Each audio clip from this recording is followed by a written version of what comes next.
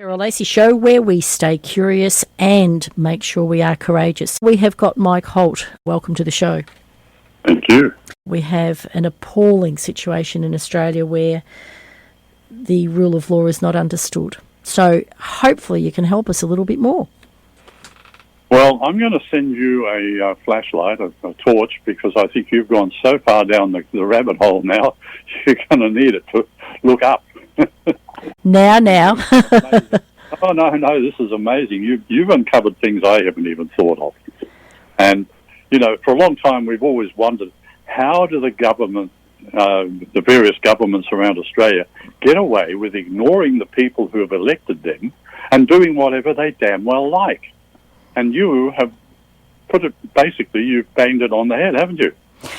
Regarding education? Well, not just education, but the way that they've been manipulating the law to skirt the Constitution and still force us into obeying laws which, quite frankly, are illegal. Oh, absolutely. I mean, we had a conversation last night, Mike, very briefly, regarding something I discovered, which is on a website that's accessible to all, and that is that states are creating laws or statutory law and handballing that law to the Australian government, federal government, to handle. So therefore it bypasses the Constitution, where we should be having referendums on these changes and laws. Right, that's specifically Pursuit 38, XXXVIII. And, this is what they've been doing. And people didn't know because we haven't been educated in the law and our rights and everything. So we really need to change the system starting from the very beginning, which is the education. So we need to be educating our leaders. How on earth do we do that when they're controlling the show, essentially, at this point in time? I mean, do we need to do something like President Trump has done and have a citizen's arrest? Well, we do, and we can. Most people don't realise this, but we can citizens arrest anybody we see committing a crime. And we see these government people committing crimes every day. So, and how do you perform a citizen's arrest? It's very simple. You point to the person, well, you don't have to point. You can just say, I arrest you for the crime of so-and-so. This is a citizen's arrest, or whatever you want to say. You just make sure that you're telling them you are a citizen's arresting them for the crime. So where does writ of mandamus come in here? Because my understanding is, and correct me if I'm wrong, the writ of mandamus is essentially informing someone that you're expecting them to follow the laws and do their job as according to what is required. If that's the case, it would be a waste of time, wouldn't it? Because the laws are being broken all the time by our leaders. Right. No, the whole country is in dire straits because we the people have dropped the ball. We just thought she'll be right, mate, and let them carry on. We elected these people to manage the country for us, not realising that we were electing a bunch of criminals who were out for their own enrichment. So I don't think every politician would be a deliberate crook, but would they ultimately be made aware of this situation that we're in, or do they just blindly go with the flow? Cheryl, I don't believe they don't know. They all must know, because you look at any person who is elected to that parliament, no sooner do they walk through those doors and they come out a different person, and they are told, no doubt, to toe the line or else. This is the way it works inside this building. And if you go against it, you will end up like Rod Culleton, accused of stupid crime. He was accused of stealing a key, and I don't even know if it wasn't his key. So, and then they tried to bankrupt him, all because he challenged the system and said, hey, you guys are sitting in Parliament illegally. Amazing. So if we're going to start again with a clean slate, do we, and let's not talk about the Constitution for now, we start with what sort of situation so that common law actually prevails? I was talking to some of my team members here about this yesterday, And really, I think the only solution is martial law. We have to get the police and the military to understand that they are serving the wrong masters.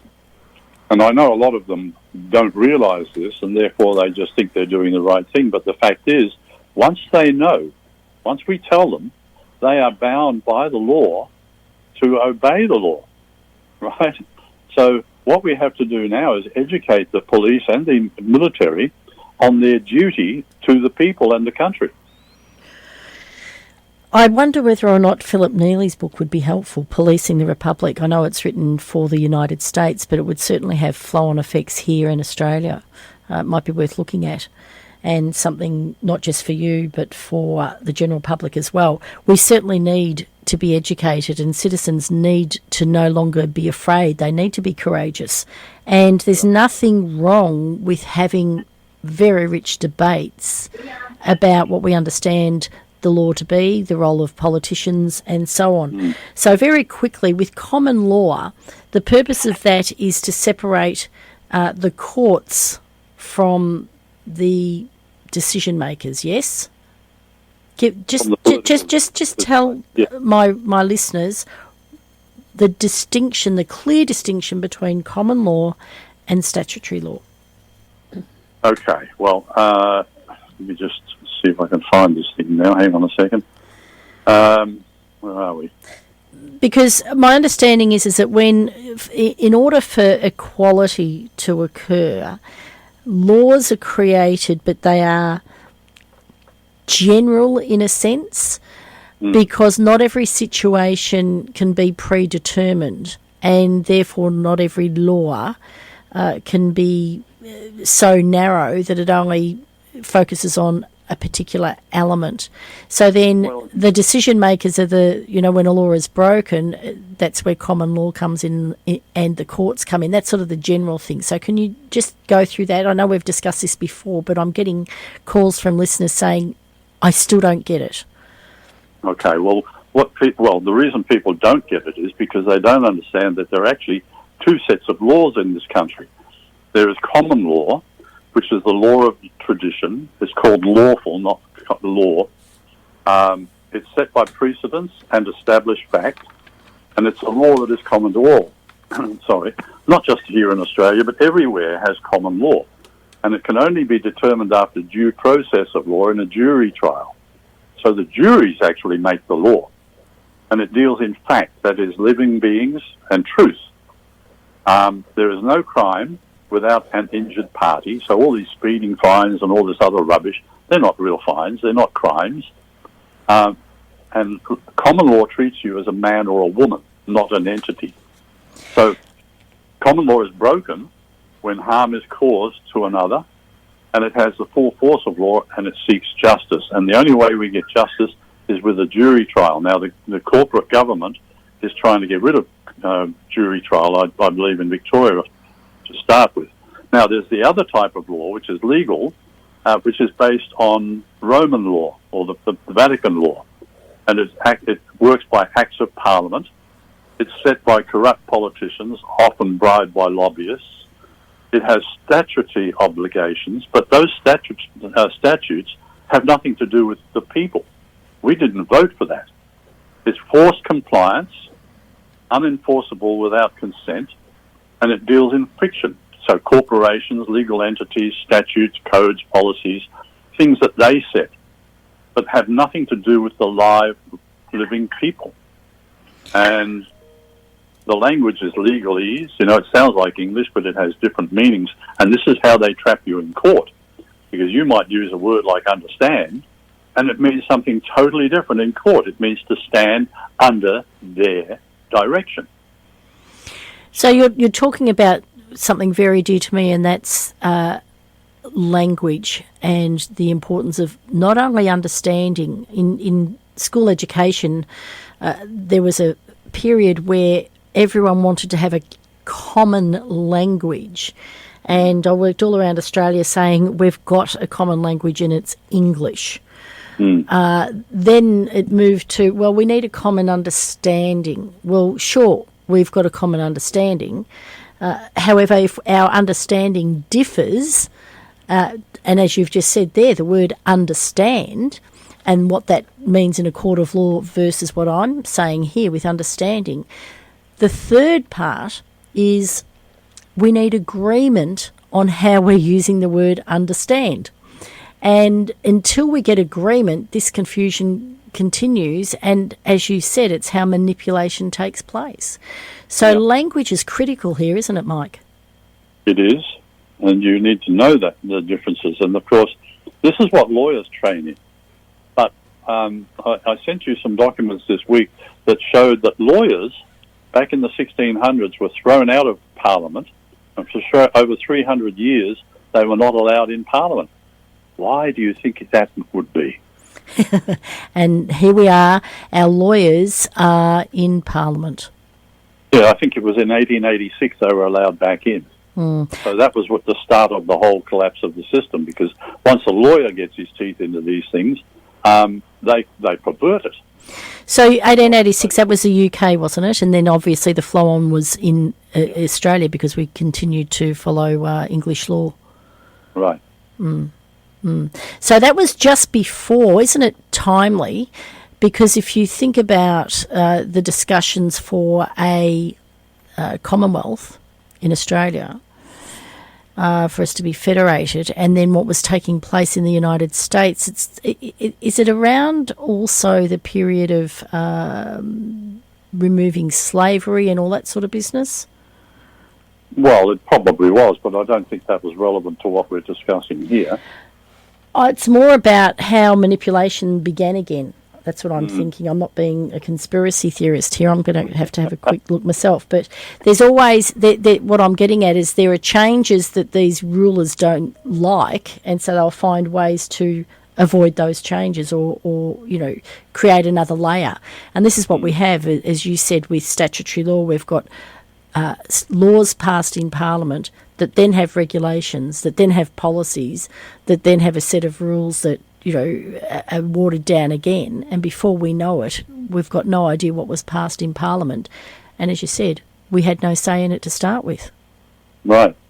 And this is the problem with the current political system, of course, because when you elect a representative to speak on your behalf, and if that representative doesn't confer with you in advance and obey what you tell it, then we don't have a proper government. We have a dictatorship, and that's exactly what we have today. So we need to change the whole system.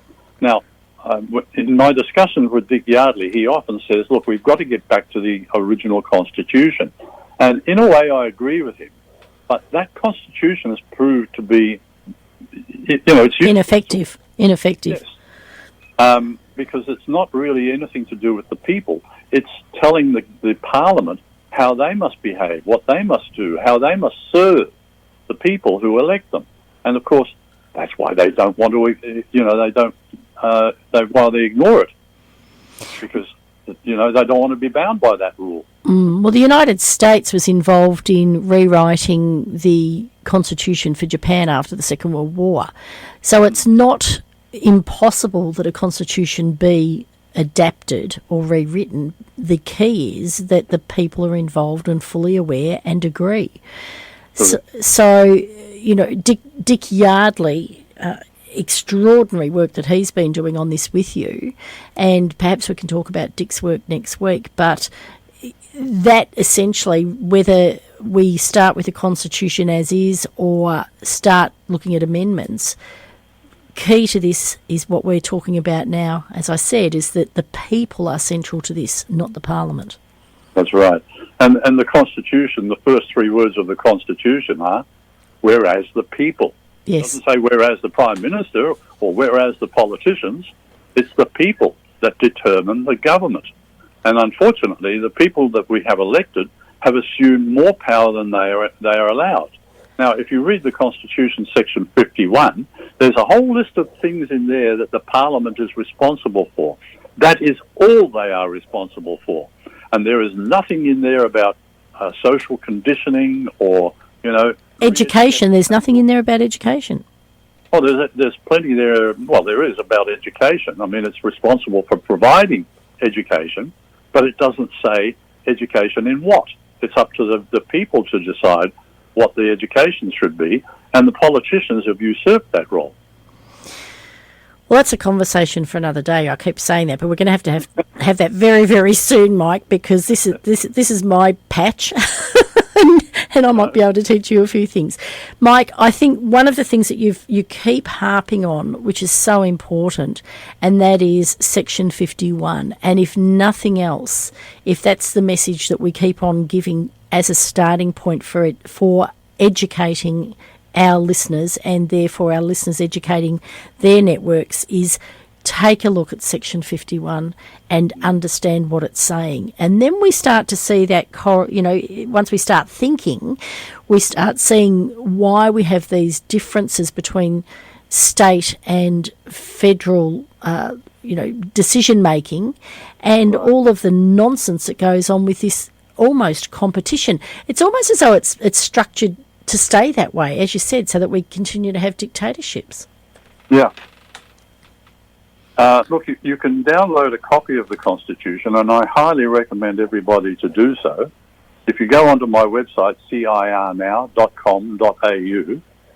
and on the main menu there, you'll see downloads.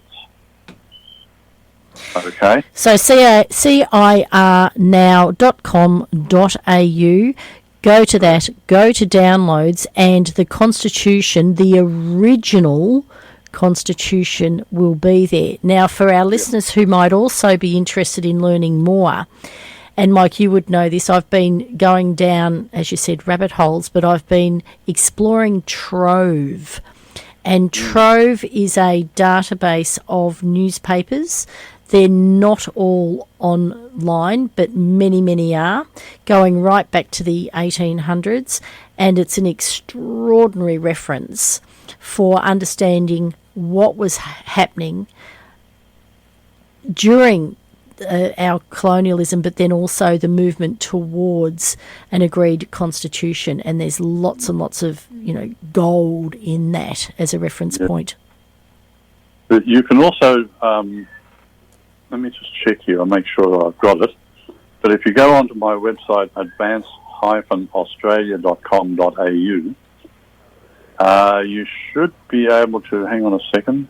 Where are we here? Pretty sure I've got a download there for the original Constitution, not the illustrated, the... the annotated version. The annotated one, yes, that's right. And that annotated version, again, for our listeners, is fantastic because it provides a full explanation. It's about 1,000 pages. It's a big read. It's a big read. But for those interested, and this is the point, is that we will have interest at different ends of the scale, and not everybody will be in a position to be able to understand nor be inclined to read a book of that extent. But those that do can simplify what they've read and share with others anyway.